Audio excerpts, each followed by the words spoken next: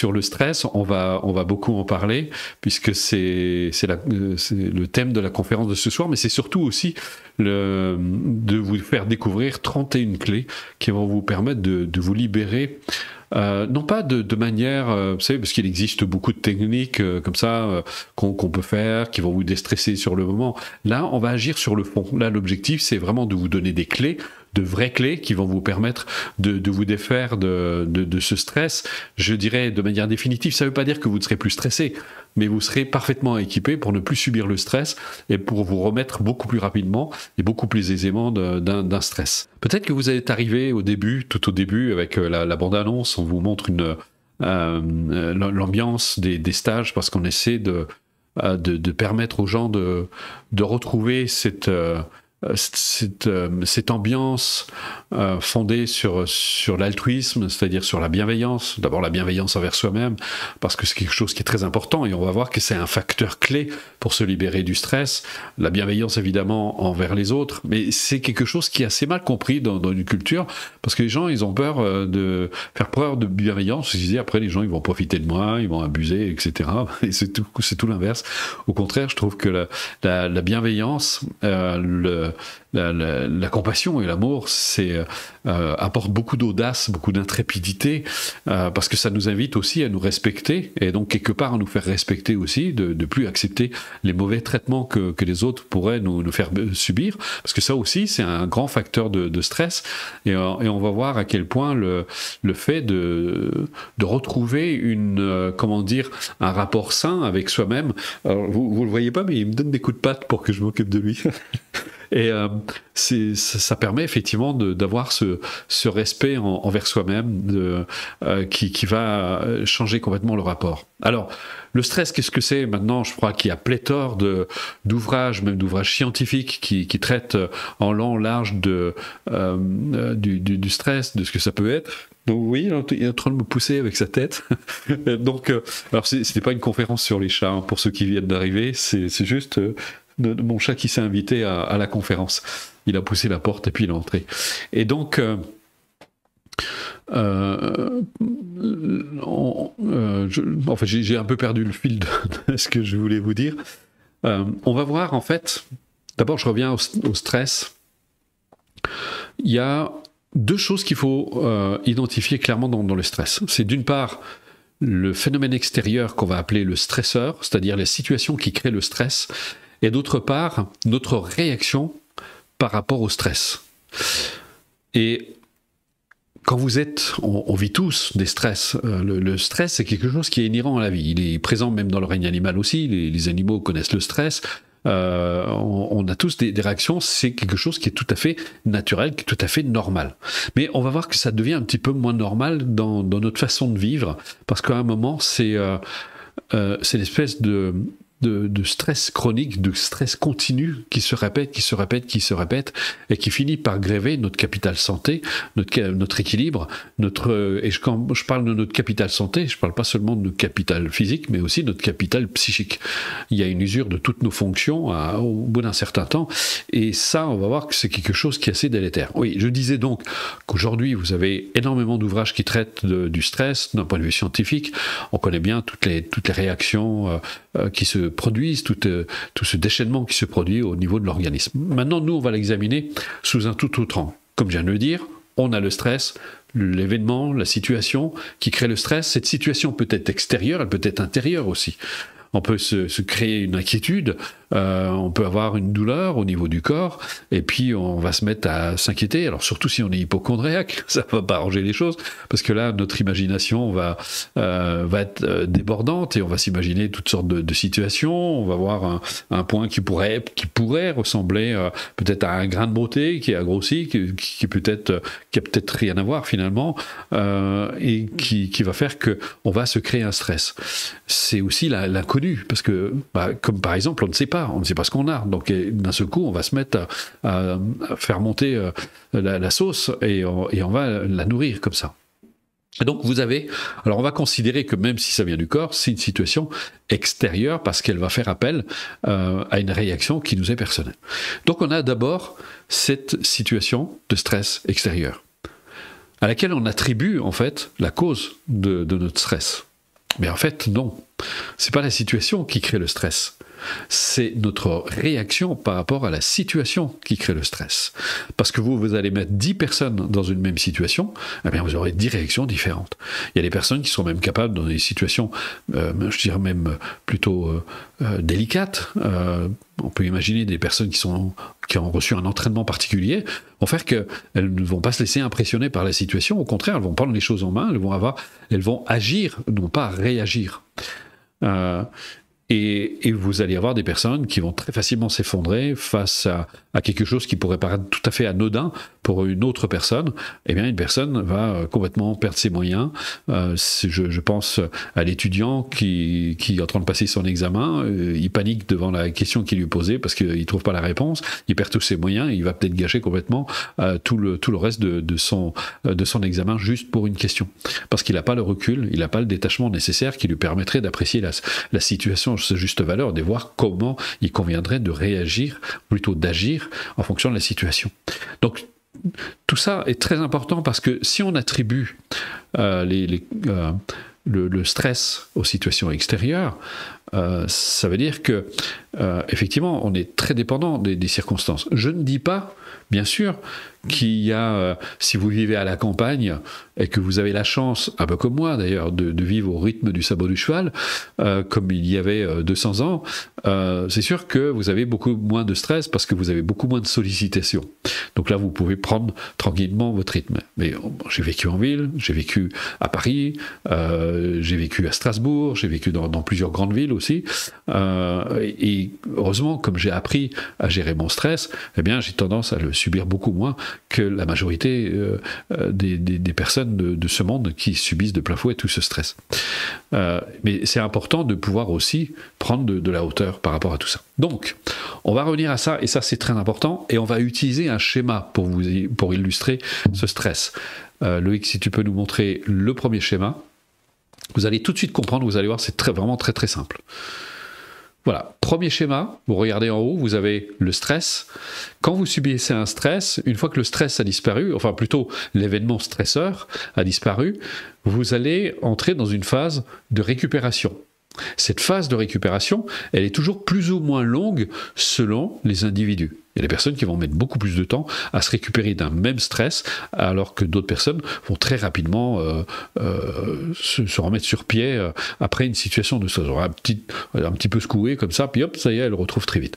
Donc ça dépend complètement, ça dépend de l'événement, ça dépend de l'ampleur de l'événement, mais ça dépend aussi de la façon de gérer son stress.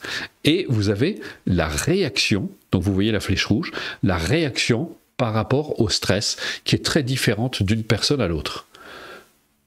Donc elle peut être plus ou moins importante d'une personne à l'autre. Alors on va voir d'où vient cette réaction par rapport au stress. On va passer au deuxième schéma. Deuxième schéma, on va dire, comme je le disais tout à l'heure, c'est la période ou l'époque où on vivait au rythme du sabot du cheval. On avait des stress, des contrariétés, on avait toutes sortes de situations qui provoquaient des stress, donc qui provoquaient une réaction, là aussi pareil, qui était très différente d'une personne à l'autre. Le matin, je sais pas, vous devez aller à votre travail, vous êtes réveillé brutalement par le réveil, c'est pas très agréable, donc ça crée un stress. Et puis ensuite, vous avez une phase de récupération, vous prenez votre voiture, un petit coup de klaxon, je sais pas, ça provoque un stress, mais bon, vous retrouvez très vite votre calme, et ainsi de suite. Et tout au long de la journée, comme ça, vous avez toutes sortes de stress, mais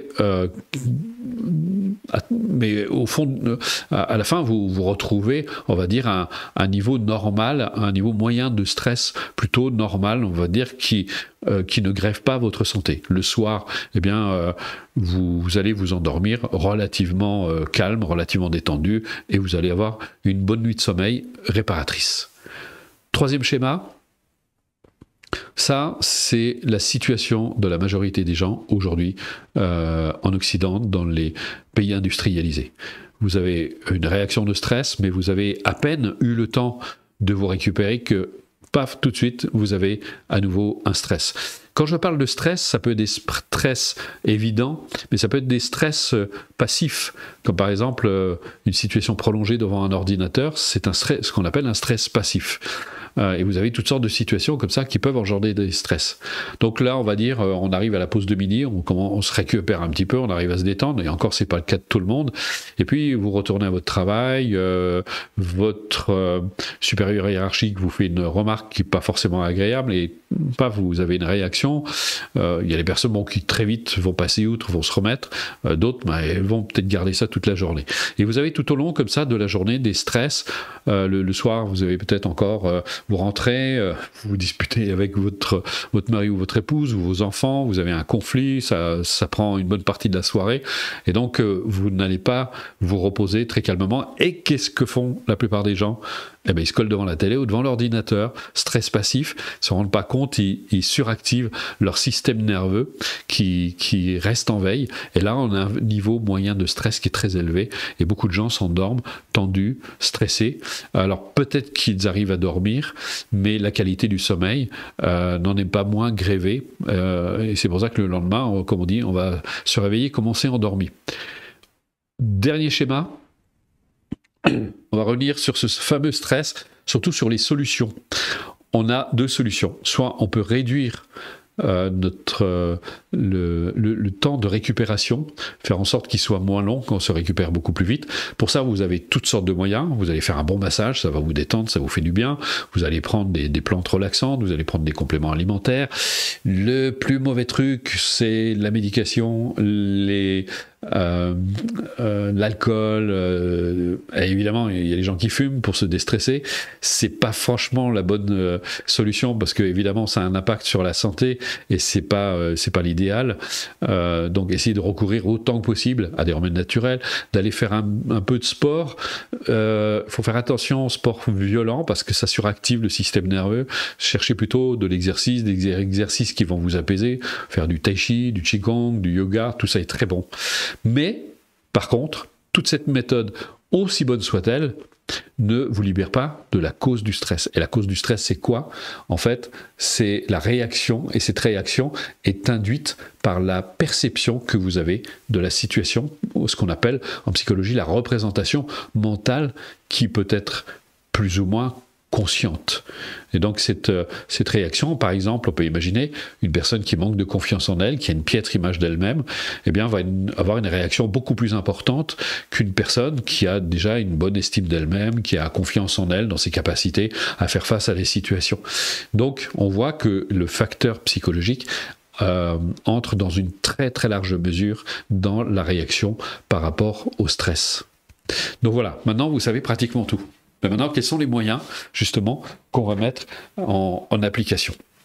Donc vous avez d'un côté votre réaction stress, et c'est toujours cette représentation, cette perception que nous avons de la situation. Et comme disait, c'est un philosophe américain, je le cite très souvent dans mes conférences, Phineas Kimby, qui disait, parce que je trouve que sa phrase est d'une incroyable justesse, votre vie n'est rien d'autre que le reflet de vos propres pensées. Le problème, c'est que nous avons peu conscience de nos pensées, de notre manière de penser, plutôt de la perception que nous avons de la situation. Et c'est ce que disait Jung aussi, il disait, plus une pensée est ignorée par la conscience, plus elle a de chances de se transformer en destin. Autrement dit, on est identifié, on est collé, en fait, littéralement, à nos pensées, et donc forcément aux émotions. Et quand les émotions s'élèvent, les émotions qui sont en rapport avec cette perception, eh bien on va être, chez certaines personnes, elles vont être face à un véritable tsunami. Alors il n'y a pas une réaction face à un stress, non pas parce qu'on a une perception différente, mais il y a des personnes peut-être plus introverties qui vont se replier sur elles-mêmes, et personnes, elles vont sentir leur système nerveux va s'agiter, vont devenir extrêmement nerveuses. Il y a des personnes qui vont angoisser, il y a des personnes qui vont pleurer face au stress, il y a des personnes qui vont se mettre en colère. Vous avez, chaque personne a vraiment son mode d'expression, on va dire, face au stress. Je dirais, il n'y a pas de bonne ou de mauvaise façon de vivre ou de gérer son stress, c'est que chacun va avoir son rapport à la réalité. Si une personne, par exemple, a peur de faire du tort à quelqu'un, elle va se retenir de faire du tort aux autres. C'est très bien, sauf que elle va vivre une tension extrême qui peut avoir des effets extrêmement délétères au niveau de sa santé. Donc, ça, c'est des choses qu'on peut vraiment apprendre. J'ai été longtemps, puisque, alors vous avez peut-être vu la bande-annonce au début, beaucoup de personnes me connaissent aujourd'hui, ça fait 36 ans que j'enseigne les pratiques dont je vous parle ici. Je suis intervenu dans très nombreuses entreprises, puisque j'ai eu un cabinet pendant 20 ans, et j'ai été consultant à France 3, notamment dans le cadre de la gestion du stress. Je suis intervenu dans de très nombreuses entreprises. Je travaille aussi pour de nombreux centres hospitaliers de la région Alsace, et toujours dans le cadre de la gestion du stress. À toutes ces personnes, je transmettais la méthode dont je vais vous parler, qui leur a permis justement d'avoir des outils très utiles, très appropriés pour se défaire à long terme, pas juste à court terme, à long terme. En fait, cette démarche est très intéressante parce qu'elle agit sur les deux niveaux. Elle agit aussi bien sur le temps de récupération que sur la réaction par rapport au stress, par rapport à cette représentation mentale. La première chose qu'il faut savoir, si vous voulez vous libérer du stress, surtout sur le long terme, comme je l'ai dit, il y a deux modes d'action. Il y a pendant le stress, mais l'idéal c'est d'avoir déjà un entraînement pour pouvoir gérer ce stress, pour anticiper. Il y a ce qu'on appelle l'anticipation, parce que la meilleure façon de gérer son stress, c'est d'anticiper la situation. La plupart d'entre nous, on ne veut pas entendre parler des difficultés, on ne veut pas entendre parler des problèmes, sauf que quand ils nous arrivent, eh bien, on est complètement désarçonné. Et c'est vrai qu'on a cette curieuse attitude de se dire ça, j'en veux pas, ça, j'en veux pas, ça, j'en veux pas, mais quand ça arrive, ça arrive. Et je donne un exemple. Je suis intervenu pour dans le cadre scolaire, on faisait les préparations aux examens, et ce que je faisais, contrairement à beaucoup de mes confrères qui faisaient peut-être des démarches positives, de se voir positivement, mais je leur disais, ça a ses limites, ce genre de pratique, parce que quand la personne va se trouver dans une situation, elle perd ses moyens, ça va être très difficile. Je citais le cas de l'étudiant qui se trouve face à une question à laquelle il ne peut pas répondre. Il va se mettre à paniquer, il perd ses moyens, il va être troublé, et ça va le mettre en défaut pour tout le reste de l'examen. Donc ça, il faut éviter que ça arrive. Et la meilleure façon pour éviter que ça arrive, eh bien, c'est de s'y préparer. Et donc, ce que je faisais quand je faisais des préparations aux examens, je demandais toujours aux élèves, qu'est-ce que vous redoutez le plus qui pourra arriver pendant un examen? Et je leur demandais de le noter. Et donc, je leur disais, maintenant que vous n'êtes pas à l'examen, quelle réponse vous pourriez donner à cette situation? Et au début, ils ne savaient pas. Ils étaient en difficulté. Je leur disais, mais prenez le temps de réfléchir, parce que là, vous n'êtes pas à l'examen. Donc, prenez le temps de réfléchir à l'attitude que vous pourriez adopter face à cette situation. Et donc, beaucoup de personnes, et notamment, ça a été le cas d'un étudiant qui m'a dit, moi, ce que je redoute le plus, c'est de me retrouver face à une question et j'ai pas la réponse, et je vais paniquer et je vais perdre mes moyens. Alors, je lui dis, alors, qu'est-ce qu'on fait dans ce genre de situation? On imagine que ça arrive. Donc il dit, mais oui, mais moi j'ai pas envie que ça arrive. Je lui dis, donc lui, l'idée c'était de travailler. C'est très bien. Je lui dis, c'est très bien de travailler, mais ça t'empêche pas. Tu peux pas tout savoir, et il peut arriver que tu te retrouves devant ce genre de situation. Donc qu'est-ce que tu ferais si ça arrivait? Et donc, il a pris le temps de réfléchir, et puis, sur le moment, il n'y avait pas pensé, mais il s'est dit, mais c'est vrai, en fait, je pourrais mettre cette question de côté et y revenir plus tard et répondre aux questions suivantes. Et je lui ai dit, voilà, comme ça, tu n'as pas perdu ton temps, au contraire, tu ne perds pas tes moyens, tu peux garder ton recul en disant, bon, c'est pas grave, et je vais m'occuper des questions suivantes.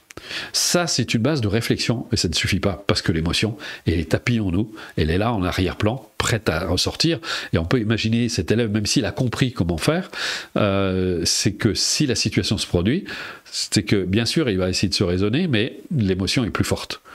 Il y a, comment il s'appelle, on en parle dans la méthode Coué, il y a une règle qui veut que lorsque l'imagination et la volonté s'opposent, c'est toujours l'imagination qui l'emporte. Autrement dit, c'est votre représentation mentale qui l'emportera toujours. Et vous aurez beau faire, il n'y a rien à faire, l'émotion va surgir. Donc, il y a cette démarche d'anticipation qui doit être faite grâce aux pratiques dont je vais vous parler maintenant. Et ça, c'est valable.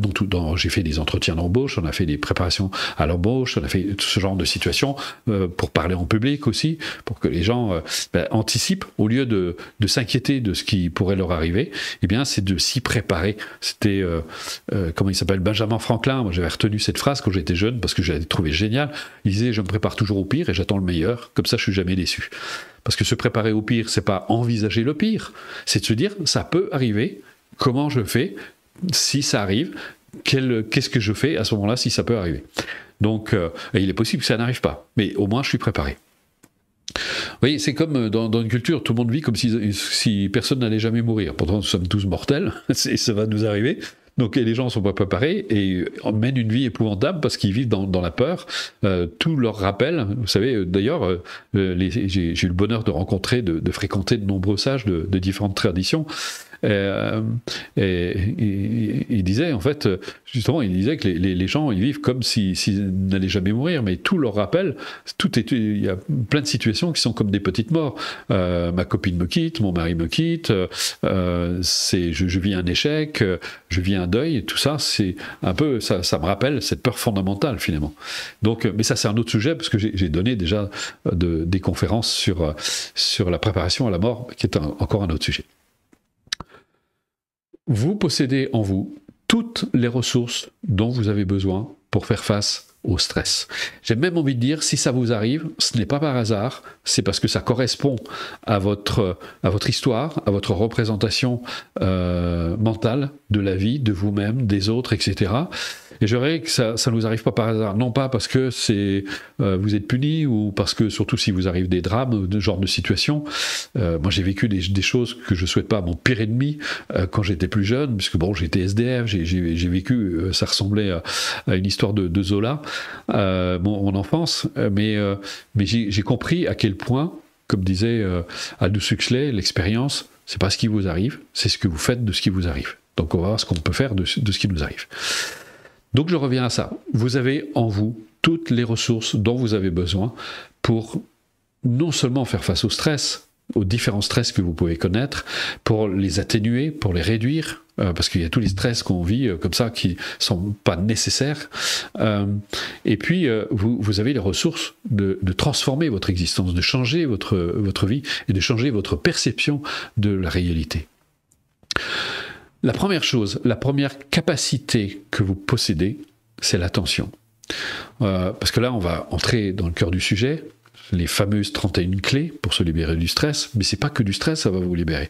C'est 31 clés qui vont vous servir dans tous les domaines de la vie.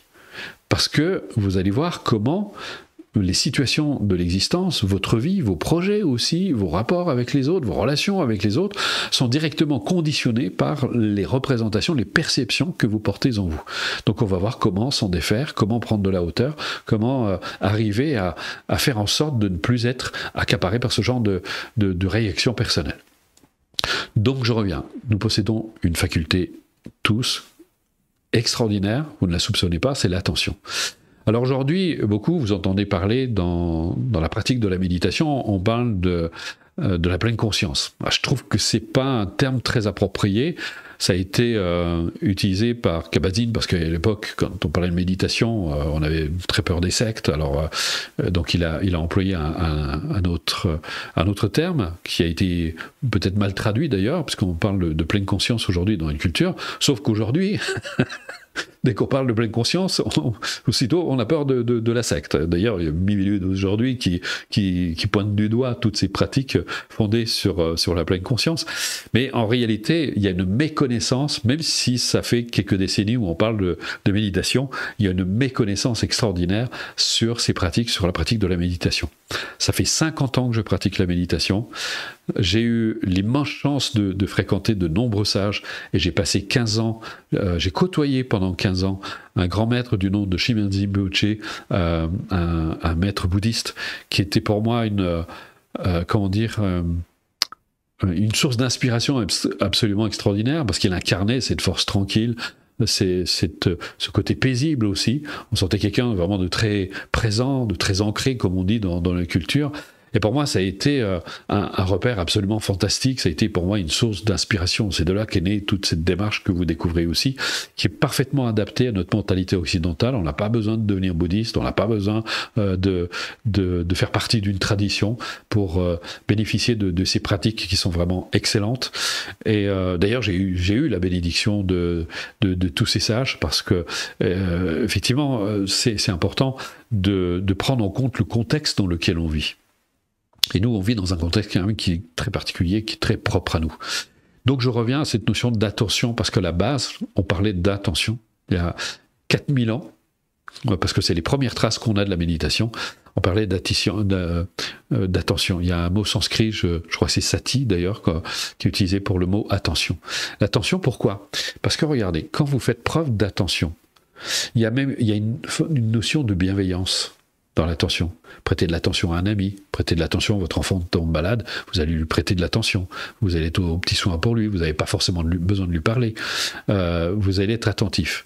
Si je vous dis par exemple, portez votre attention sur votre bras droit, qu'est-ce qui va se passer? Votre bras droit, d'un seul coup, va exister un peu plus pour vous.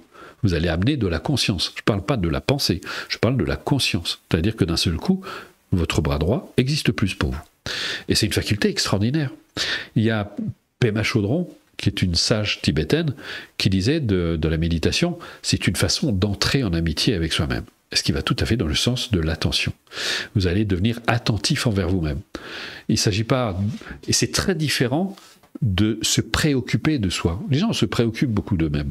Ils sont préoccupés parce que les gens peuvent penser d'eux, ils sont préoccupés par l'image qu'ils vont donner, et ça, en fait, c'est une attitude égocentrée. Là, on va devenir altruiste envers soi-même, c'est-à-dire on va prendre soin de soi. Et c'est ce que j'ai découvert avec mes amis bouddhistes et puis beaucoup d'autres traditions, où vous êtes, pour eux, on est une incarnation, on incarne la vie.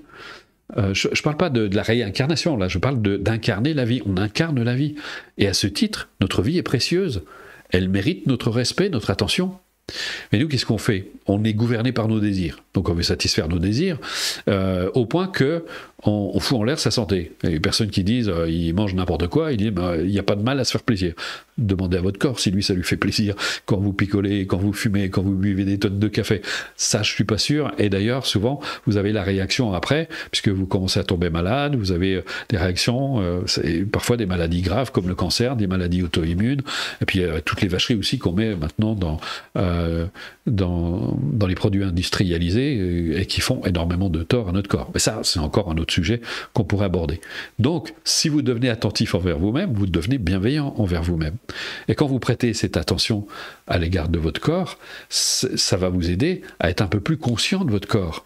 Et vous allez être un peu plus conscient aussi des informations qu'il vous donne sans arrêt, dont vous n'êtes même pas conscient. Il vous prévient quand vous êtes fatigué, il vous prévient rapidement quand il y a un déséquilibre. Mais comme on est très peu attentif, on est toujours dans cette surexcitation, dans cette... comment on appelle le surbooking, on est hyperactif, voilà, l'hyperactivité. Et comment est-ce que vous voulez prendre conscience des messages que le corps vous envoie sans arrêt? Et il y a un moment, il vous envoie un gros message, c'est la maladie. La maladie. La maladie vous informe, c'est une information. C'est pas un mal, c'est une information. C'est un aboutissement, c'est l'aboutissement d'un grand nombre de causes et de conditions qui ont fini par se réunir. Mauvaise bouffe, mauvais traitement, vous êtes toujours sous stress. Vous savez qu'aux États-Unis, ils considèrent que 80% des maladies sont causées par le stress. Et là, cette attention va faire que vous allez commencer à vous prendre enfin en considération. Donc on va se prêter de l'attention. C'est ça la méditation. C'est une partie de la méditation. Parce que la méditation, c'est pas juste la pleine conscience. Ça, c'est juste une toute petite partie de la méditation.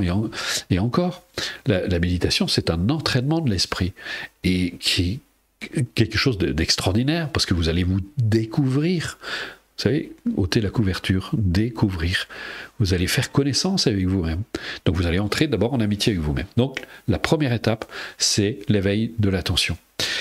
Il y a une autre raison pour laquelle on éveille l'attention. Vous avez sans doute remarqué que votre conscience, en état vigile ordinaire, a la fâcheuse habitude de s'identifier aux pensées et donc forcément aux émotions qui leur sont liées. Et donc, vous êtes de fait gouverné par vos pensées et par vos émotions. Et donc, quand un stress arrive, eh bien, vous subissez de plein fouet toutes les émotions, toutes ces réactions, sans autre possibilité que de les subir. Alors que si vous aviez plus, si vous avez cet entraînement de l'esprit qui va vous permettre de stabiliser votre conscience, de la stabiliser dans l'instant. Alors, certains parlent de l'instant présent, ça c'est encore une autre histoire, mais si vous avez la capacité à être de plus en plus présent, d'amener cette présence à vous-même, et c'est ce que va vous apporter l'attention, c'est qu'elle va vous aider à être de plus en plus attentif, et bien ça va vous permettre de ne plus vous identifier aux pensées. Et ça, c'est grâce à l'attention que vous allez développer, qui va se renforcer au fur et à mesure de l'entraînement. Ça, c'est un entraînement qui dure 7 semaines. Mais quand je dis 7 semaines, ça ne veut pas dire qu'il faut que 7 semaines suffisent. C'est 7 semaines pour l'intégrer. Après, c'est toute votre vie. Ça devient une saine habitude. Vous développez ce réflexe de revenir là où vous êtes. Et à un moment, ça se stabilise de plus en plus. Avec la pratique, les semaines, les mois, les années, vous êtes de plus en plus là. Et vous ne vous perdez plus dans vos pensées. Vous ne suivez plus vos pensées. Qu'est-ce que ça apporte? Eh bien, d'abord, la première chose, davantage de paix.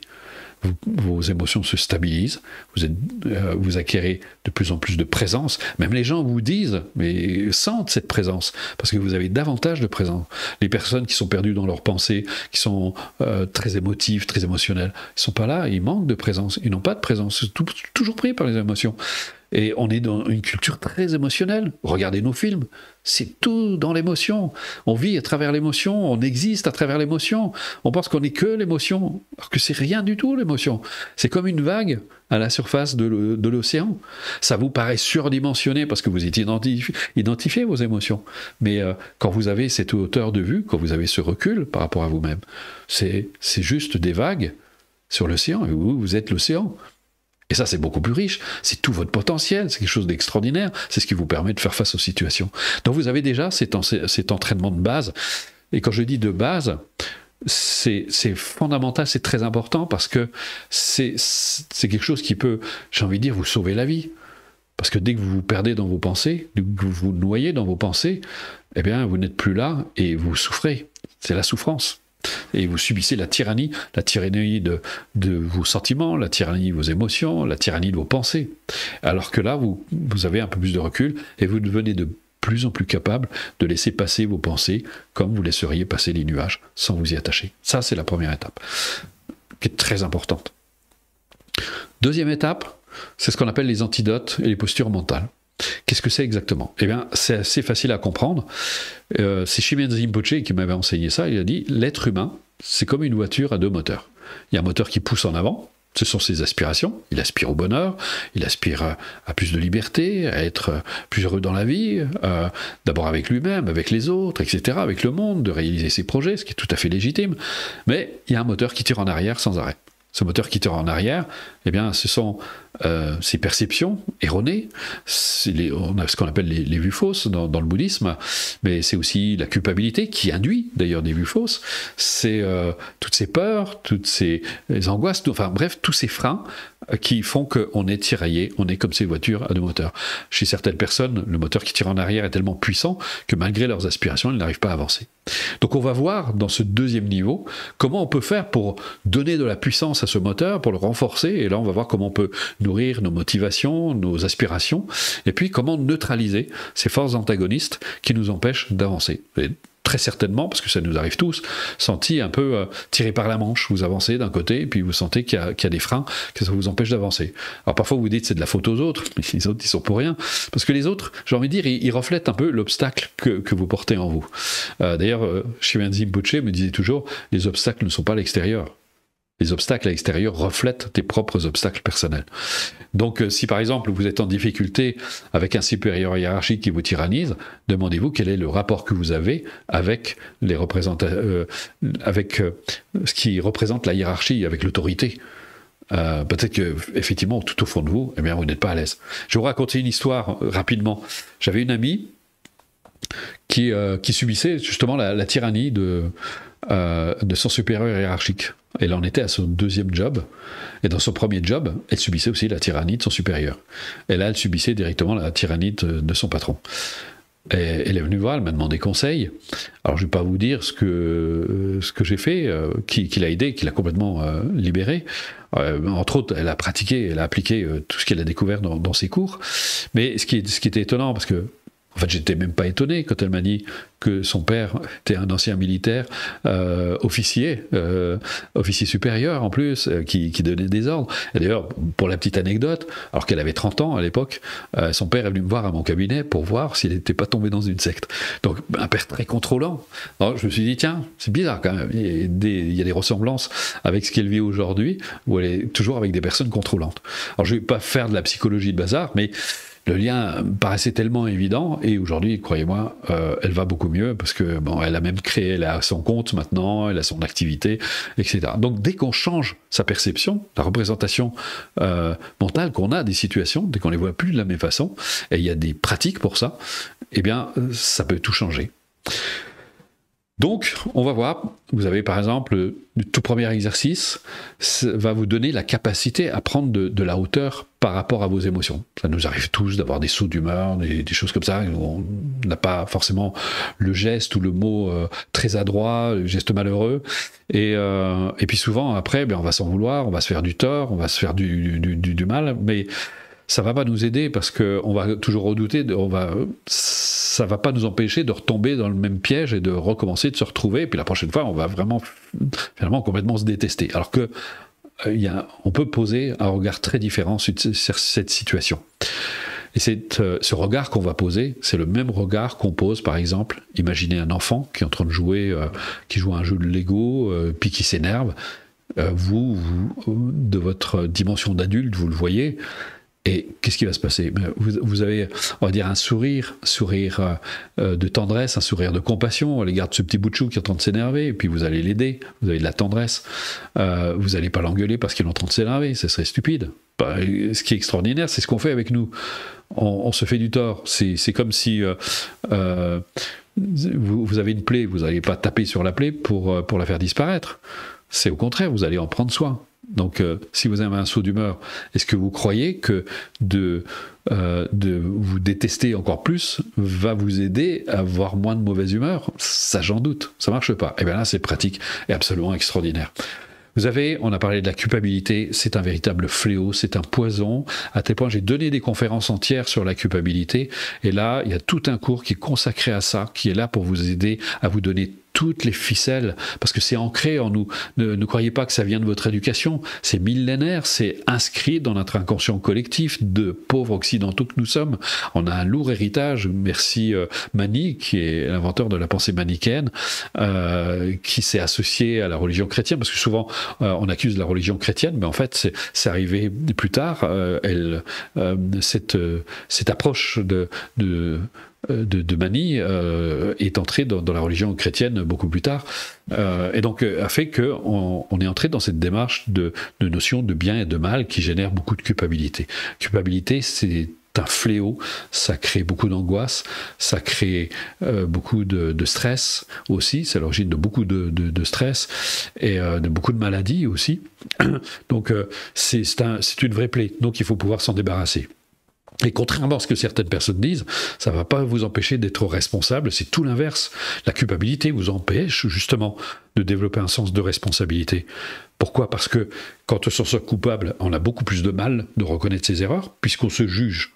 Alors qu'au contraire, quand on est libre de la culpabilité, eh bien, on est beaucoup plus capable de reconnaître, effectivement, je n'ai pas eu un comportement très juste ni très approprié, c'est pas très heureux, cette attitude, et donc on regrette volontiers.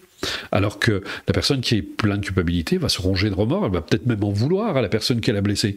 Parfois, ça peut être très tordu, et ça nous conduit au perfectionnisme, c'est quelque chose d'épouvantable. Donc là, on vous donne toutes les clés pour arriver à vous défaire de la culpabilité. Mais ne croyez pas que c'est parce que vous allez faire l'exercice que vous allez en être libéré. Vous avez les éléments pour y arriver. Ça prend un peu de temps avant de s'en défaire. Ensuite, vous avez ce qu'on appelle l'acceptation de soi, pratique merveilleuse parce qu'elle va vous aider à mettre un peu plus de conscience sur vos ressources, sur vos qualités humaines, sur vos capacités, tout ce qui va vous redonner de l'estime de vous-même, et ça va vous aider à poser un regard très différent sur ce que vous considérez comme des défauts, sur votre négativité.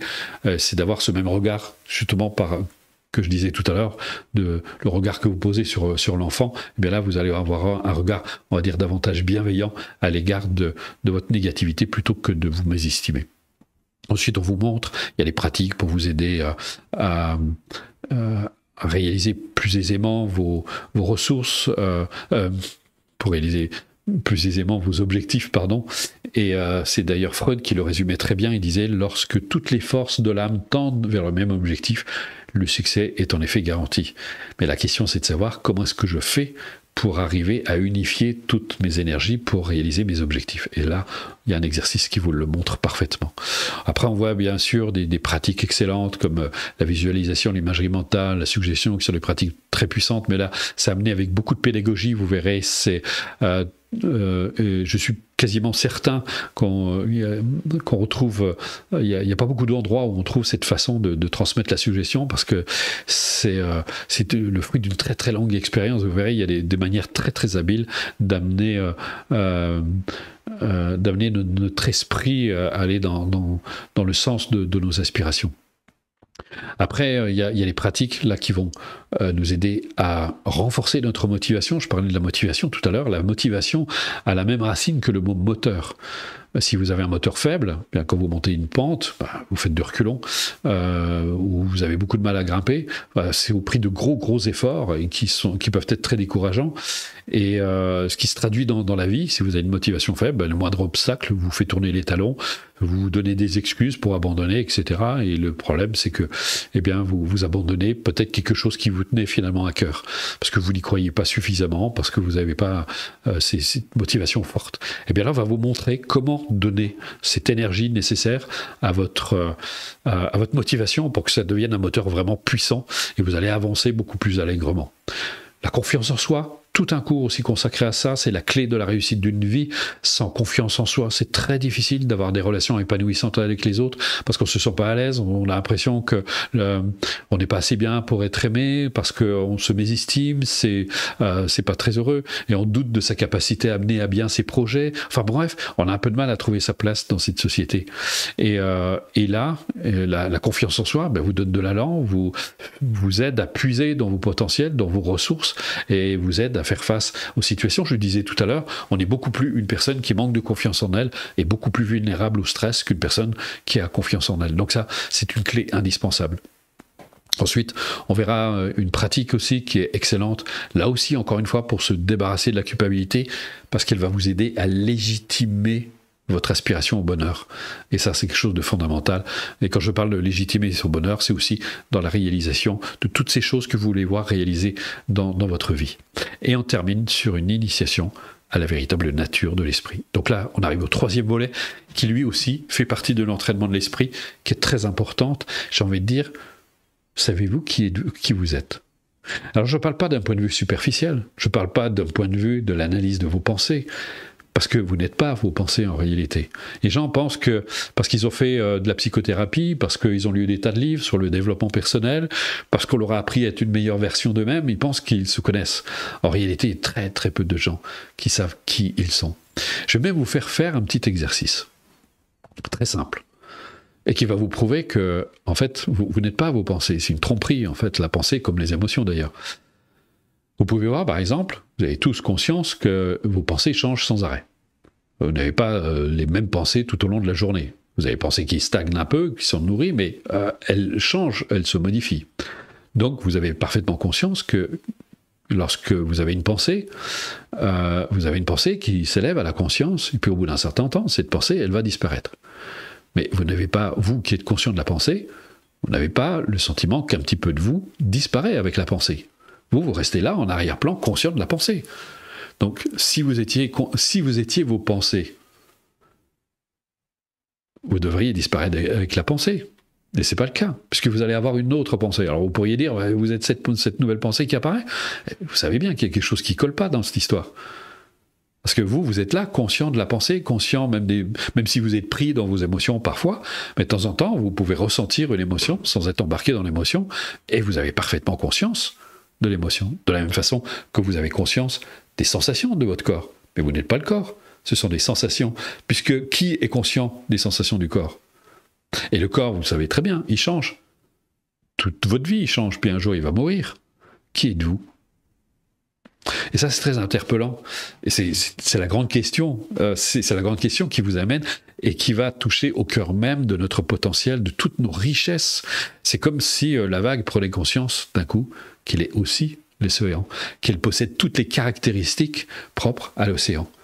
Et ça, c'est quelque chose d'extraordinaire parce que c'est tout ce qui va donner de sens à notre existence. Et c'est quelque chose d'extraordinairement riche. Et là, vous allez découvrir, justement, on va méditer sur la vraie nature des pensées. Nous venons de le voir, elles sont changeantes, elles changent sans arrêt. Et donc, c'est intéressant de se poser cette question. Alors, si la pensée change, si je suis conscient de la pensée, mais qui suis-je?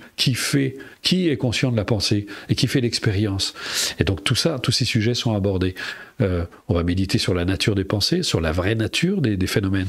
La permanence, l'interdépendance, la vacuité, sont que les gens ne comprennent pas. Si je vous dis que votre vie est un aboutissement, c'est le résultat d'un grand nombre de causes et de conditions. Quelque part, vous sentez qu'il y a une logique là-dedans. Autrement dit, votre vie, c'est une continuité. Vous admettrez avec moi que ce que vous vivez maintenant est le résultat, et l'aboutissement plutôt, de ce qui l'a précédé. C'est la juste continuité de ce qui l'a précédé. Et donc de ce qui va vous arriver demain est la juste continuité de ce que vous vivez maintenant. On est d'accord? Je ne vois pas comment on peut penser autrement. Ça tombe pas comme ça du ciel. Et ça, c'est très intéressant. Mais ça veut dire que si tout change, si tout se transforme, ça veut dire que ça donne un espoir extraordinaire. Si ce que je vis est l'aboutissement d'un grand nombre de causes et de conditions auxquelles je participe, on peut très sincèrement penser qu'en mettant un peu plus de conscience dans tout ça, eh bien je peux faire en sorte que les choses soient différentes pour moi dans l'avenir. Et c'est pour ça que Bouddha disait, ce que vous vivez aujourd'hui dépend de ce que vous avez fait hier, et demain dépend de ce que vous faites maintenant. Mais tout dépend de ce que vous allez faire. Et puis, il y a cette logique imparable, où vous pouvez bien prendre conscience que si vous continuez à penser, à agir et à vous exprimer comme vous l'avez toujours fait, vous ne pouvez pas espérer avoir des résultats différents de ceux que vous avez obtenus jusqu'à aujourd'hui. Donc, si vous mettez un peu plus de conscience, comme on l'a vu, par rapport au premier niveau de cette démarche, et tout au long de cette démarche, vous pouvez légitimement penser que si vous mettez un peu plus de conscience, vous vous donnez la capacité à changer tout cela, à penser différemment, à voir autrement, à mettre un peu plus d'objectivité dans votre perception, et puis donc avoir des actions différentes qui seront cohérentes, parce que ça aussi, c'est très important, la cohérence, on l'aborde beaucoup dans ce troisième niveau, parce que vous ne pouvez pas désirer une chose et cultiver son contraire. Les gens veulent être en bonne santé, mais quand je vois comment ils se nourrissent, alors je vois les gens fumer comme des pompiers, picoler comme des trous, et puis et toujours dans le stress, et puis aussi, et surtout manger n'importe quoi. Vous savez, aujourd'hui, les gens se remplissent le ventre. On est même, on parle des problèmes d'obésité. Sauf que aujourd'hui, on souffre de malnutrition. Eh oui, parce que le but premier de la nourriture, c'est pas de vous empiffrer. C'est pas de satisfaire vos papilles, c'est pas juste la sensation que ça vous apporte, c'est de donner à votre corps les nutriments dont il a besoin pour maintenir son équilibre et sa santé. Mais c'est plus du tout ce qu'on fait aujourd'hui. Tout ce que vous consommez, c'est bourré de pesticides, bourré de produits chimiques. Vous savez qu'il n'y a pas très longtemps, c'était Que Choisir qui avait démontré que dans la plupart des tisanes et des thés, il y a 17 substances toxiques. Vous vous rendez compte? Les céréales, c'est pareil. Vous bouffez du poisson, mais le poisson, il n'y a plus de poissons comestibles. Ils sont bourrés de mercure, bourrés de saloperies de ce genre. Et pardonnez-moi de parler un peu crûment. Et c'est le monde dans lequel on vit aujourd'hui. Et donc, comment vous voulez être en bonne santé? Vous ne pouvez pas désirer une chose et cultiver son contraire. Donc, il y a un moment, c'est important de trouver cette cohérence entre ce que je veux. Je vais même vous le dire autrement. Ça vous viendrait jamais à l'idée de verser votre cendrier de mégots dans votre jardin. Parce que vous savez que ça va détruire vos plantes. Vous savez qu'un mégot pollue 500 litres d'eau. C'est énorme. Un seul mégot. C'est considérable. Donc vous imaginez qu'en plus, c'est ce que vous ingérez, que vous donnez à votre corps. C'est juste pour la petite anecdote. Hein. Et ça ne vous viendrait pas à l'idée de jeter vos cendriers dans votre potager. Parce qu'aujourd'hui, ce qui est fantastique, moi je me dis, les êtres humains ont perdu un peu la boule quand même. Parce qu'on arrose copieusement les champs de pesticides. On se dit, bon, on élimine la vermine, on élimine les insectes. Bon, certes, on a éliminé les insectes, et encore. Sauf que là, on a mis des produits chimiques dans la plante. Et où ils vont, ces produits chimiques? Ben, dans votre assiette, dans le fruit, dans le légume que vous mangez. Donc comment vous voulez être en bonne santé, vous? C'est impossible. Donc vous voyez, il y a une incohérence entre notre aspiration à être en bonne santé et tout ce que nous faisons aujourd'hui. Donc c'est quelque chose d'extraordinaire. Sauf qu'aujourd'hui, comme me disait un maraîcher, les gens ils veulent que des beaux fruits où il n'y a pas de taches, il n'y a pas de trucs, faut que ça soit tout lisse. Bah, évidemment, qu'est-ce que font les industriels? Bah, ils font des produits qui vont permettre d'avoir ça. Et c'est assez. Aujourd'hui, il y a des rapports de partout. C'est assez impressionnant. Moi, je trouve que c'est quand même assez. C'est même parfois assez flippant. Enfin bref, revenons à nos moutons. Maintenant, vous avez ici des clés absolument fantastiques qui vont vous aider dans tous les domaines, justement à créer un peu plus de cohérence dans votre vie. Parce que si vous aspirez à.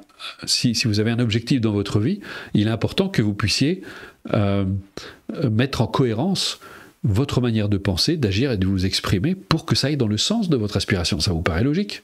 Autrement dit, de mettre toutes les chances de votre côté pour que vous ayez enfin la vie à laquelle vous aspirez.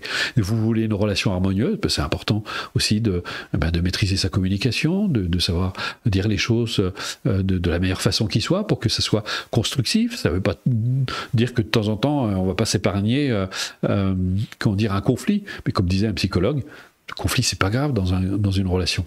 Ce qui est grave, c'est de ne pas dépasser le conflit, c'est de rester coincé dedans. Donc voilà.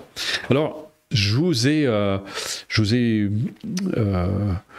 évoqué un peu justement tout ce sujet à la fois du stress et de la méthode que vous pouvez appliquer. Et ce qui est très intéressant surtout, c'est que cette démarche, elle vous sert toute votre vie. Elle vous accompagnera partout. J'ai envie de dire, c'est le meilleur investissement que vous puissiez faire parce que partout où vous irez, jusqu'à la fin de vos jours, elle vous servira. Et ça, c'est vraiment quelque chose d'intéressant. L'autre aspect que j'ai oublié de vous dire, c'est que vous allez pratiquer dans le plaisir. Moi, j'ai découvert ça avec tous ces sages que j'ai eu le bonheur de rencontrer, parler de l'effort joyeux. Nous, quand on parle d'effort, on associe effort et contrainte. Tu gagneras ton pain à la sueur de ton front. Je ne sais pas si ça vous rappelle quelque chose. Et on parle de travail. C'est intéressant le mot travail. Étymologiquement, à l'origine, c'est un instrument de torture qui a été inventé par les Romains. Alors après, ça s'appelait le tripalium, puis après, bon, je passe les détails de l'étymologie, et c'est devenu le mot travail. Et donc maintenant, on travaille. On travaille dur, on bosse, et on travaille surtout du chapeau aussi. Et c'est rigolo, parce qu'on a amené ça même dans le développement personnel. Les gens me disent, je fais un travail sur vous. Et je leur dis, les pauvres, comment vous voulez trouver du plaisir dans votre vie si vous travaillez sans arrêt? Je crois que les gens travaillent surtout du chapeau. Donc, ça serait bien de mettre du plaisir. Et donc là, c'est ce que vous allez faire. Et donc, j'ai envie de vous dire, si vous avez 20 minutes de plaisir à vous accorder par jour, eh bien, cette démarche, elle est faite pour vous. Allez, on passe aux questions. Alors, comment gérer son stress quand on est hypersensible? Eh bien, c'est toute la démarche dont je viens de vous parler. Vous la mettez en application. Moi, je suis un ex-hypersensible, et j'ai retrouvé une sensibilité naturelle. C'est pas, j'aime pas le mot normal. C'est une sensibilité naturelle qui est inhérente à la nature humaine, à l'être humain. Tout le monde est sensible, sauf qu'il y en a qui l'ont refoulé, les psychopathes, et puis il y a les autres qui sont complètement embarqués dedans, qui sont submergés, qu'on appelle la détresse empathique aussi, et qu'ils subissent. Alors aujourd'hui, et je trouve que c'est terrible parce qu'on a l'air de faire des hypersensibles des êtres à part, sauf que bien, ils souffrent quand même. Ça se développe, je pense que ça développe plus l'orgueil qu'autre chose. Et la sensibilité, c'est naturel. L'hypersensibilité, j'ai envie de dire, c'est une excroissance de la sensibilité. Donc, qui est gouvernée par la culpabilité, par le manque de confiance, par le manque d'estime de soi, etc. Et donc, retrouvez une meilleure estime, retrouvez de la confiance en vous, débarrassez-vous de votre culpabilité et vous allez retrouver une sensibilité naturelle. Voilà. Le stress peut être multiplié chez une personne hypersensible. Ben oui, c'est ce que je viens de dire, exactement, c'est la même chose. Comment ne plus être stressé après 2 burn-out? Je ne gère plus rien, même en ayant essayé différentes méthodes. C'est d'abord la première chose, après un burn-out, il faut se rééquilibrer. Et moi, personnellement, je ne connais rien de mieux que la médecine traditionnelle chinoise. Je ne parle pas d'acupuncture, hein. Je parle bien de la médecine traditionnelle chinoise. Ce sont des personnes qui ont fait 10 ans d'études, souvent qui sont allées en Chine, qui ont pratiqué, quelque chose d'autre. C'est très complet. J'ai été formé en médecine chinoise pendant plusieurs années. Je ne suis pas devenu médecin chinois parce que c'était pas ma fibre, mais j'ai trouvé la démarche particulièrement riche et intéressante. Et je pense qu'après un burn-out, c'est quelque chose qui peut vraiment vous aider. Il faut se remettre un peu à l'exercice, un exercice doux, de vous remettre dans le concret. Et puis, il y a les supplémentations aussi qui peuvent vous aider. Mais ça ne règle pas le problème de fond. Si vous avez fait 2 burn-out, moi je pense qu'au premier burn-out, vous auriez dû vous dire j'ai pas envie de replonger, donc maintenant je vais faire ce qu'il faut, je vais prendre soin de ma santé, je vais me prendre en charge, je vais prendre ma santé en main, et aujourd'hui c'est ce que je vous invite vraiment à faire pour ne pas retomber dedans. Je pense que vous avez certainement une attitude très volontaire, parce que c'est souvent ce qu'on retrouve, les gens qui font des burn-out, trop volontaires, vous voulez tout contrôler, vous voulez tout gérer, et ce qui fait que quand les choses vous échappent, eh bien vous vous effondrez, parce que vous puisez même sur vos réserves, vous ne vous respectez pas suffisamment. Et là, mais il est temps de commencer à vous respecter, et là, cette démarche peut vous aider vraiment à vous respecter. Ça prendra du temps parce que les burn-out, ça dépend des personnes. Il y a des gros burn-out et surtout là, vous en avez eu 2. Il faut vous attendre à ce que ça mette du temps. Il faudra être patient. Mais en associant ça avec la pratique de la médecine chinoise, je pense que ça peut bien vous aider. Ou essayer de voir, il y a peut-être des thérapeutes qui peuvent vous aider, vous accompagner. Voilà. Est-ce qu'on a d'autres questions? Je n'en vois pas d'autres. Ah si, pardon, je ne suis pas allé assez bas. Depuis 1 an et demi, je vis un burn-out. Depuis, le stress a complètement explosé et s'est transformé en trouble obsessionnel compulsif. À vous des conseils. Même chose. Pareil. Commencez. Vous savez, la pratique, comme je l'ai dit, c'est entrer en amitié avec soi-même, c'est se réconcilier avec soi-même. Je pense que ça peut vraiment pas vous faire du mal de commencer à devenir un peu plus bienveillant à l'égard de vous-même, d'apprendre à vous aimer, à vous respecter. Et ça va se faire tout doucement, parce que là, vous êtes arrivé à un point de rupture qui est quand même assez sévère. Et là, je vous conseille de vous faire accompagner par des médecins. Médecine chinoise aussi peut vous aider. Mais en tout cas, ne restez pas tout seul avec ça, vous avez besoin d'aide. Et là, la pratique peut vraiment déjà aller dans le sens de ce respect envers soi-même. Comment détecter les personnes qui vont vous générer du stress pour anticiper les conséquences probables du stress? En étant un peu plus lucide, en étant un peu plus clairvoyant. Mais ça va avec, parce que comme je disais tout à l'heure, plus vous allez apprendre à vous respecter, parce que ça, je dirais, c'est la base de la démarche. Vous allez avoir un peu plus d'amour pour vous-même, un peu plus de respect pour vous-même. Eh bien, vous verrez, vous les verrez venir, ces gens. Vous dites, toi, non, tu n'entres pas, c'est bon. Et vous vous respecterez suffisamment. Alors peut-être que vous continuerez à vous faire avoir, mais il y aura, ça va commencer à changer, et vous serez capable vraiment de dire beaucoup plus facilement non à ce genre de situation. Comment, j'ai donné la réponse, hein. Comment se débarrasser d'un stress permanent? La pratique, vraiment la pratique. Comment gérer un stress lié à une amnésie traumatique qui se transforme en prise de conscience récente de ce trauma ancien, impression d'une grosse vague qui arrive. Ça, là aussi, je pense que cette démarche pourrait vraiment vous aider. C'est tout à fait une indication. Alors, en étant accompagné à côté par un thérapeute ou un médecin compétent, je pense que ça peut vraiment vous aider. Je stresse beaucoup un jour, je suis tombé dans un centre commercial à cause d'une crise d'angoisse, et là, je prends des médicaments, des antidépresseurs. Je fais de la sophrologie. C'est bien. Alors, soit vous continuez avec la sophrologie, soit vous pouvez essayer cette démarche. Moi, je suis plutôt favorable à tout ce qui peut vous aider. J'ai une douleur chronique qui me stresse énormément. Comment faire? Là, je pense qu'il y a des alternatives. Là, la médecine chinoise peut vous aider. Le problème, c'est qu'il faut trouver le bon médecin chinois, et c'est vrai que je dois avouer que ça court pas les rues. Nous, on a quelques adresses, on peut vous les envoyer. On a des adresses à Paris, on a une adresse à Paris, on a 2 adresses en Alsace, on a une adresse en Bretagne, une adresse à Lausanne, près de Lausanne en tout cas, à Valais, puis je crois que c'est tout. Sinon, vous prenez le temps de chercher dans votre coin. Je sais qu'en Lozère, il y a une clinique, il me semble, de médecine chinoise, mais j'ai pas l'adresse. Je traverse depuis décembre une angoisse dès le réveil. Je suis bloqué dans toutes les tâches quotidiennes. Impossible d'être indépendante affectivement. Et oui, parce que c'est un manque d'estime de soi, c'est un manque d'amour de soi. La dépendance affective, en réalité, ça n'existe pas vraiment. Je vais vous expliquer, c'est un problème de robinet fermé. Alors vous avez trouvé ça bizarre, mais en fait, c'est assez facile à comprendre.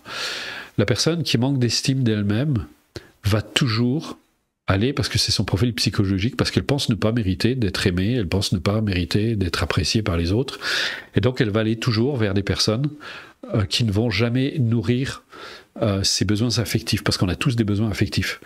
Le besoin affectif est tout aussi naturel que de boire et de manger. Une fois que vous avez mangé, une fois que vous avez bu à satiété, eh bien vous n'avez plus soif, le manque disparaît. C'est normal, il a été nourri. Quand vous êtes avec un partenaire, on va dire mature, équilibré, eh bien il y a un partage, il y a un échange sur le plan affectif, vous vous donnez mutuellement, vous êtes nourri sur le plan affectif, ce qui est tout à fait normal. Vous êtes capable de demander quand vous avez besoin, vous êtes capable d'aller vers l'autre quand vous avez besoin, etc. Mais chez la personne dépendante affectivement, en fait, le manque d'estime de soi va faire qu'elle aura tendance toujours à choisir des partenaires qui sont peu nourrissants, qui sont peu valorisants. La preuve en est effectivement le manque d'estime de soi. Et donc elle est toujours dans le manque, et toujours la pression d'être toujours en manque. Alors que si vous étiez avec des partenaires qui sont satisfaisants sur ce plan, eh bien vous n'êtes jamais en manque. Vous ne ressentez pas ce manque. Quelle méditation pour récupérer d'un stress? Il n'y a pas de méditation en particulier pour le stress, il y a une démarche. Soit vous faites... Parce que ça, pour moi, c'est les méthodes à l'emporte-pièce. Moi, je veux un truc, les gens me consultent souvent, vous n'avez pas un truc pour me débarrasser de ça? Je dis non, vous devez prendre en main votre vie, c'est à vous à prendre votre vie en main et à vous donner les moyens de faire en sorte de ne plus subir le stress.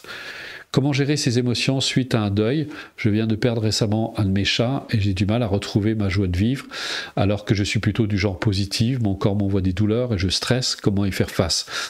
Le deuil est plus ou moins long selon les personnes, ça peut prendre du temps, il faut laisser faire le temps, mais je pense qu'une démarche pour vous accompagner peut vous aider, parce que la mort fait partie de la vie, on ne l'évite pas, c'est ce que j'ai dit au départ, toutes les morts, les deuils, les séparations sont autant de petites morts qui nous rappellent la grande mort, et qu'un jour, nous aussi, on va mourir, et donc ça peut réveiller effectivement un choc, une espèce de choc émotionnel comme ça, violent, dans lequel on peut rester coincé. Donc là, moi, je vous invite vraiment à faire une démarche qui pourrait vous aider. Je suis perfectionniste, c'est vraiment poussé à l'extrême. Ça me crée beaucoup de tension, bah oui, forcément, ça me rend malade, mais je n'arrive pas à lâcher. Je ne peux pas décider à votre place, mais moi j'aurais un ami qui vient me voir et qui me dit la même chose que vous, je lui dirais mais pratique, entreprends une démarche, celle-là ou une autre, mais ne restez pas comme ça tout seul avec ce perfectionnisme, parce qu'il ne va pas disparaître tout seul, surtout d'autant plus que vous avez une tendance perfectionniste. Donc il y a une espèce de cercle vicieux qui se met en place et qui fait que vous n'arriverez jamais à lâcher. Le perfectionniste, le propre du perfectionniste, c'est de jamais lâcher. Donc, il y a un moment, il faut être capable d'accepter les échecs, d'accepter que les choses ne vont pas dans le sens que vous voulez, et c'est d'accepter vos imperfections. J'ai un ami d'ailleurs qui est bouddhiste qui m'a dit, le bouddhisme m'a appris une chose, c'est que j'étais parfaitement imparfait. Et donc le jour où vous accepterez vos imperfections, eh ben, ça commencera à aller beaucoup mieux pour vous. Et je pense que cette démarche peut vous aider, mais il y en a d'autres, hein, il n'y a pas que la mienne. Hein. Merci pour votre intervention, c'est vraiment passionnant. Quel est votre point de vue sur les TOC? Mais pour moi, toutes les maladies, quelles qu'elles soient, si on considère le TOC comme une maladie, ce sont des informations. Ce sont des informations dont il faut tenir compte. Je pense que d'essayer de les effacer, d'essayer de les éliminer, à mon avis, c'est se mettre en danger. Parce qu'on n'a plus de repères.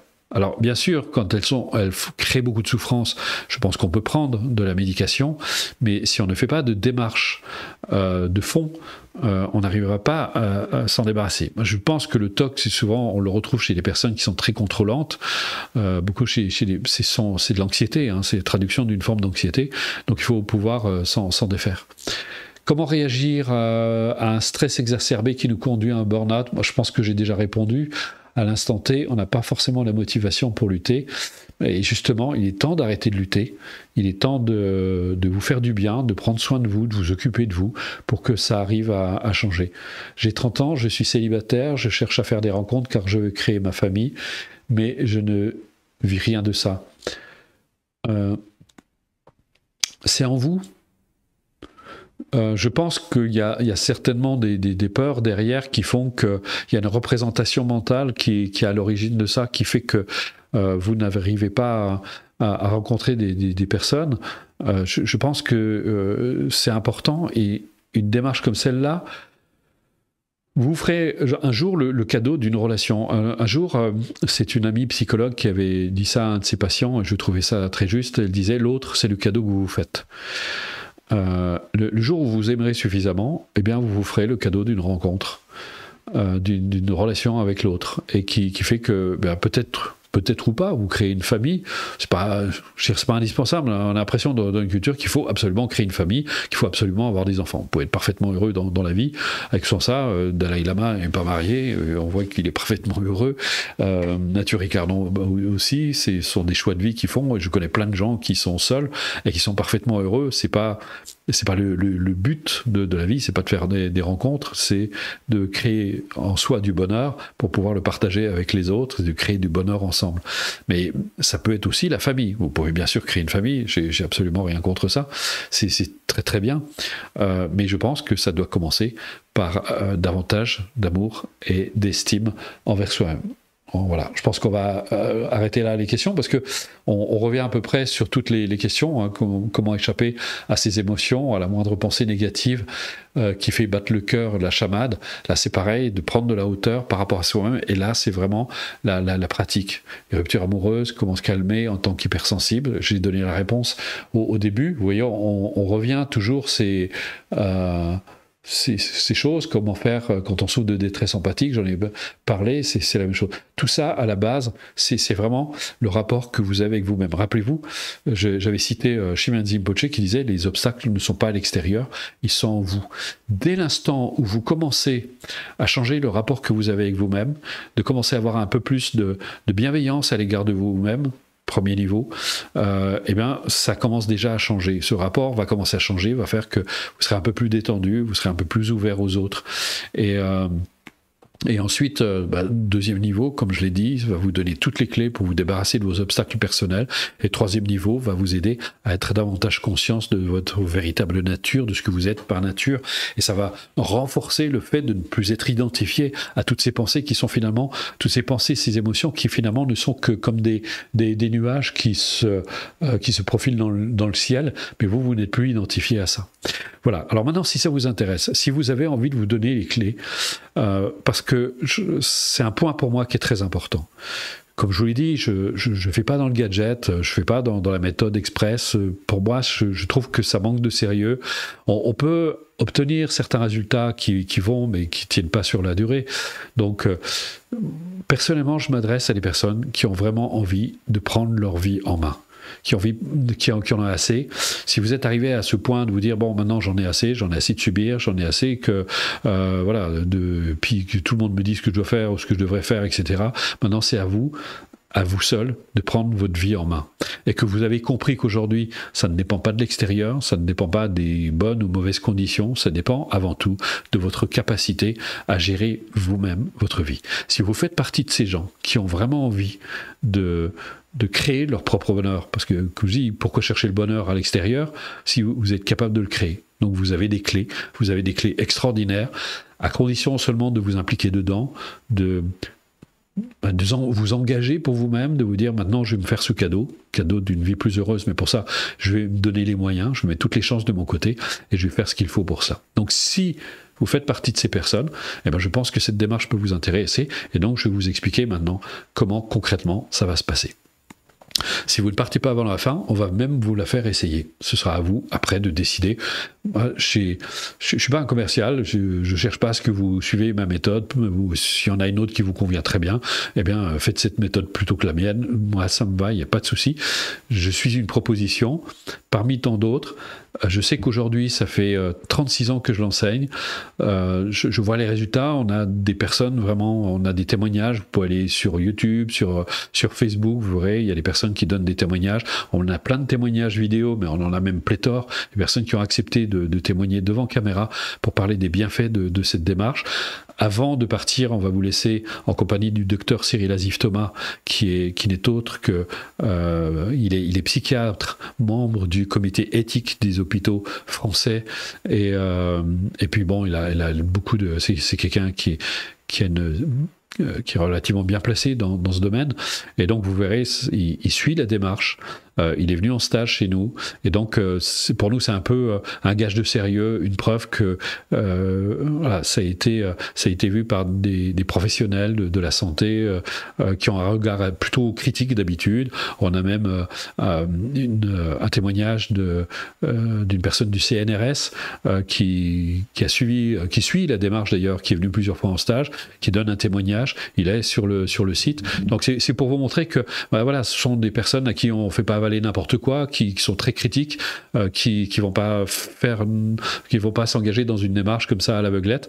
Donc c'est juste pour vous dire que c'est un peu pour témoigner du sérieux de la démarche, que vous embarquez pas n'importe où.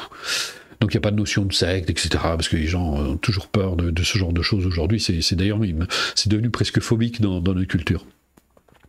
Et donc voilà. Donc ça vous intéresse, vous avez envie de faire la démarche, vous allez pouvoir l'essayer tout de suite après cette conférence. Comment ça va se passer? Eh bien, on a fait en sorte de mettre en place une structure pédagogique très suivie pour que vous puissiez intégrer sans trop de difficulté cette démarche. D'abord, vous recevez une leçon par semaine. Dans chaque leçon, vous avez trouvé une présentation écrite, une présentation audio. Les deux sont très importants. C'est très important aussi bien de lire que d'écouter la présentation. Et là, ce sont des éléments qui sont très très importants, des éléments de connaissance. C'est pour ça que je vous disais, je m'adresse à des personnes qui veulent vraiment prendre leur vie en charge. Si tout de suite vous êtes déjà en train de vous dire « Ah ouais, mais bon, faut écouter, faut pratiquer », vous êtes déjà découragé, je pense que franchement, cette méthode ne peut pas être pour vous. C'est vraiment des personnes qui veulent vraiment faire quelque chose pour eux-mêmes. Donc, vous allez ensuite avoir l'exercice, vous allez faire l'exercice une fois avec l'enregistrement, puis ensuite vous allez vous entraîner de manière autonome, puisque l'objectif c'est de vous rendre autonome, c'est que vous soyez capable de créer vous-même votre propre bonheur, votre propre bien-être. Donc, et aussi de développer l'attention, parce que si vous utilisez le support, l'attention ne se développe pas. La semaine d'après, on va aller un petit peu plus loin. Et de semaine en semaine, vous allez progressivement. Et ce qui est intéressant avec cette démarche, c'est qu'elle se pratique dans le plaisir. Donc vous avez l'impression vous vous faites plaisir, c'est agréable, vous ne vous contraignez pas. Donc vous êtes toujours dans le plaisir, ce qui vous donne envie de recommencer. Alors que si vous le faisiez par devoir en disant oui, il faut que je fasse ma démarche, Bruno a dit qu'il fallait pratiquer, si vous pratiquez comme ça, vous allez vite vous dégoûter, vous n'aurez plus envie. Alors que là, c'est tout le contraire, on essaie de créer un cercle vertueux dans lequel vous avez du plaisir. Et vous verrez, c'est très plaisant parce que vous allez recevoir des connaissances extraordinaires, très riches, qui vont vous aider, qui vont vous donner des clés absolument fabuleuses. Donc la semaine d'après, on va un peu plus loin, et ainsi de suite, de semaine en semaine, jusqu'au bout des 3 niveaux. Donc c'est très riche. Alors, vous dites 31 clés, une clé par semaine, mais ça fait beaucoup. Ben oui, ça fait beaucoup. Ça fait 9 mois. Mais vous allez dire, mais je vous rassure, aujourd'hui, c'est extraordinaire, les gens qui arrivent au bout des 3 cycles, ils nous disent « Ah, mais c'est déjà fini, j'ai pas vu le temps passer !» Et ils recommencent, parce que c'est tellement enrichissant, c'est tellement plaisant, et ça les aide à intégrer. Donc, et ça vous accompagne toute votre vie. C'est très pédagogique aussi pour une autre raison. Vous ne pouvez pas écouter l'audio suivant si vous n'avez pas écouté le premier audio, parce que nous on veut être sûr que vous avez bien intégré tous les éléments de la démarche, et vous voyez, c'est superbe. Alors c'est pour ça il y a des personnes qui nous disent mais je ne peux pas accéder à l'audio suivant. Bah oui, c'est parce que vous n'êtes pas allé au bout du premier audio, donc il faut écouter le premier audio, et pareil pour les audios suivants. L'autre aspect, c'est que vous n'êtes pas seul. On n'est pas là pour vous vendre des audios, une démarche avec laquelle vous allez vous débrouiller tout seul à la maison. Nous sommes là pour vous aider. Il y a toute une équipe. Il y a moi, il y a Nathalie, il y a Loïc, il y a Fabienne, et il y a d'autres personnes, des bénévoles, qui sont là pour vous accompagner, qui vous aident, qui vont répondre à vos mails, mais pas seulement. On a créé un groupe sur Facebook. Alors, l'équivalent n'existe pas ailleurs. Donc, je sais qu'il y a des personnes de temps en temps qui nous disent qu'ils sont fâchés avec Facebook. Bon, bah écoutez, vous pouvez toujours créer un profil anonyme. Vous n'êtes pas obligé de mettre vos photos, etc. Mais ça vous permet d'intégrer le groupe. Et là, on a une communauté de 5000 personnes. Et c'est extraordinaire parce que les anciens viennent en aide aux nouveaux, ils répondent à leurs questions. Toute l'équipe intervient, on répond à vos questions. Moi, j'interviens, j'ai même créé des posts. Vous allez avoir des posts qui sont très riches, qui vont compléter la démarche. Et vous verrez, c'est pas tout. On va vous en parler après. Et donc, vous n'êtes jamais seul. Il y a toujours quelqu'un pour vous aider, pour répondre à vos questions. Donc ça, c'est aussi le deuxième point très important. L'autre point, c'est que l'accès à vos cours est extraordinairement simple. Vous l'avez d'abord sur votre espace client. Vous avez une plateforme qui est très très bien faite, qui vous donne, vous voyez de façon visuelle, tous vos cours, les présentations écrites, etc. Vous voyez vos 3 cycles et qui se débloquent. Au début, ils apparaissent en grisé et ils se dégrisent au fur et à mesure que vous les écoutez. Donc vous voyez tout de suite votre progression. Et vous avez, ça c'est le cadeau suprême, l'appli. On vous offre une appli. C'est un cadeau. Alors, je tiens à préciser, on n'a aucune obligation par rapport à l'appli, parce que de temps en temps, les personnes un petit peu tatillonnent.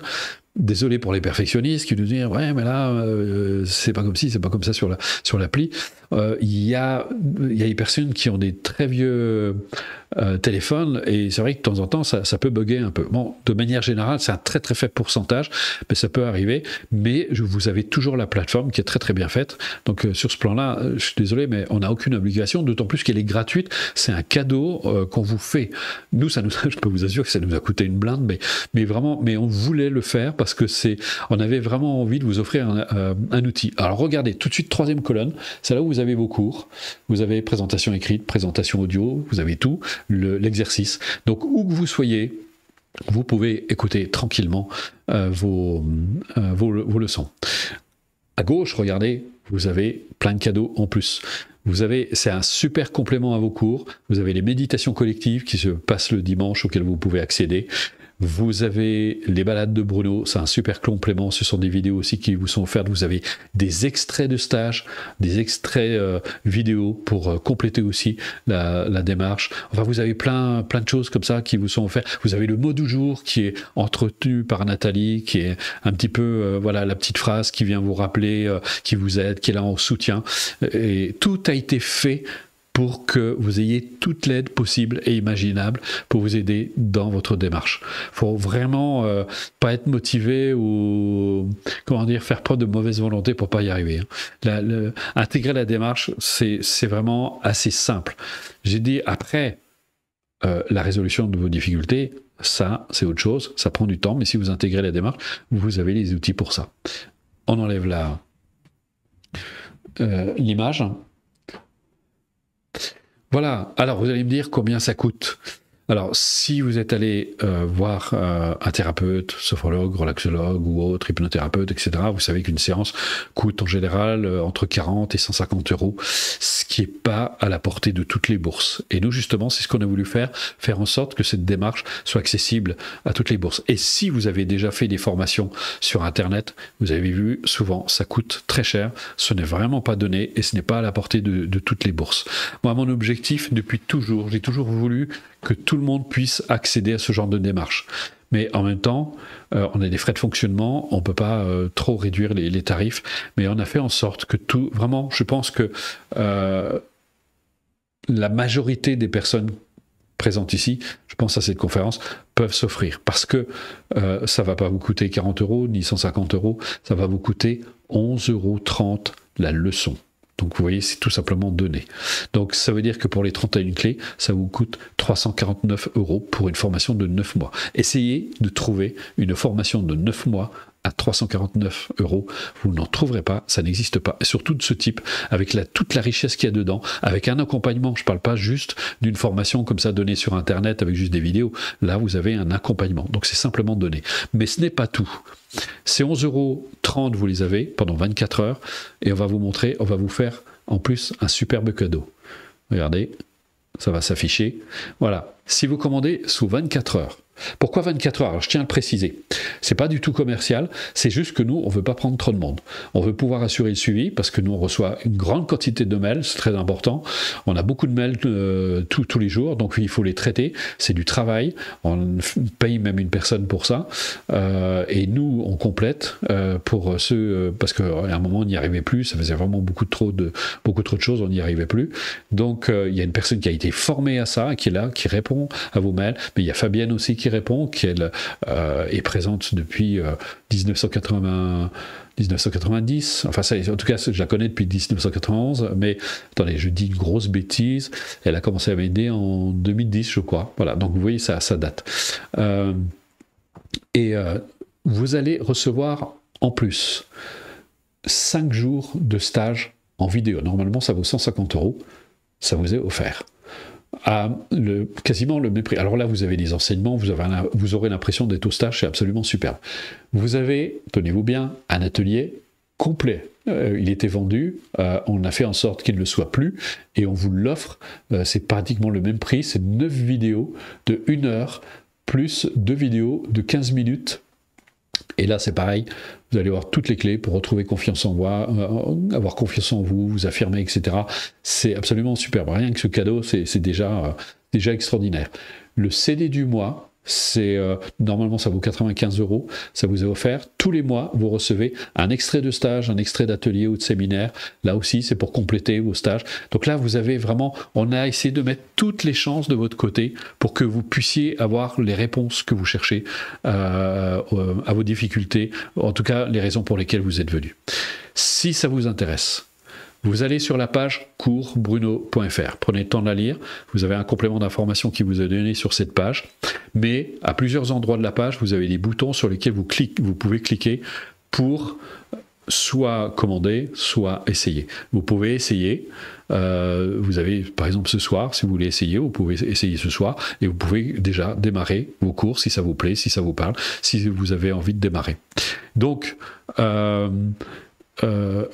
Faites l'essai, vous avez 24 heures pour tester, pour essayer, et si vous avez envie de vous y mettre, eh bien nous, on sera ravis de vous accompagner, on sera ravis de vous retrouver, on peut retirer l'image, je pense que tout le monde a vu, coursbruno.fr, c'est facile à retenir, donc vous avez toutes les infos, et vous allez pouvoir essayer, vous avez le bon de commande aussi, et vous avez tout ce qu'il faut pour vous décider. Voilà. Alors, moi je vous remercie vraiment du fond du cœur d'être venu. Ça me fait infiniment plaisir de pouvoir vous partager ces informations. Nous, notre motivation, notre vraie motivation, c'est vraiment que tout le monde ait ces connaissances, parce que c'est tellement précieux. On est tellement en perte de repères dans nos cultures. Si les gens avaient ces clés, s'ils avaient ces connaissances, croyez-moi, ça changerait tout. Parce que Dalai Lama a dit une chose, il n'y a pas de mauvaise carte du ciel, il y a une mauvaise lecture de la carte du ciel. Seulement pour avoir cette lecture, il faut avoir les éléments pour savoir lire. Et là, on vous donne ces clés, on vous donne ces éléments, ces 31 clés, c'est cette lecture qu'on vous donne. Et donc, après, eh bien, à vous de faire votre choix. Vous pouvez vous orienter. Mais là, encore une fois, je le répète, je m'adresse à des personnes qui ont vraiment envie de prendre leur vie en main.